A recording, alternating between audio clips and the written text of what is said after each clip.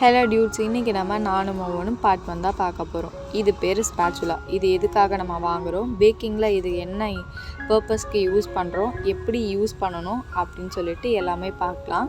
First இந்த மாதிரி நீளமாக இருக்க மாதிரி பார்த்து வாங்கிக்கோங்க. இந்த ஸ்பேச்சுலா சிலிக்கான் டைப். பேக்கிங்கில் நம்ம பேட்டரை ஈவனாக மிக்ஸ் பண்ணுறதுக்கும் cut and fold method try பண்ணுறதுக்கும் இந்த ஸ்பேச்சுலா உங்களுக்கு ரொம்பவே ஹெல்ப்ஃபுல்லாக இருக்கும்.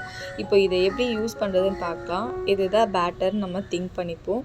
ஷார்ப் எட்ஜஸாக இருக்கிறது நம்ம யூஸ் பண்ணக்கூடாது, அதுக்கு ஆப்போசிட்டில் இருக்கிறது தான் நம்ம யூஸ் பண்ணணும். பிகாஸ் ஷார்ப் எட்ஜஸில் இருக்கிறத நம்ம யூஸ் பண்ணோம் அப்படின்னா அது வந்து ஃபோல்ட் ஆகிடும், ஈவனாக வந்து மிக்ஸ் ஆகாது. அதுக்கு ஆப்போசிட்டில் இருக்கிறத யூஸ் பண்ணால் தான் நமக்கு பேட்டர் ஈவனாக மிக்ஸ் ஆகும். இப்போ ஸ்பேச்சுலா எந்த மாதிரி வாங்கக்கூடாதுன்னு அவங்களுக்கு சொல்கிறேன். ஸ்க்ரீனில் தெரிகிற இந்த பிக்சர் இருக்குது பார்த்தீங்களா, இந்த மாதிரி ஸ்பேச்சுலா வாங்கக்கூடாது.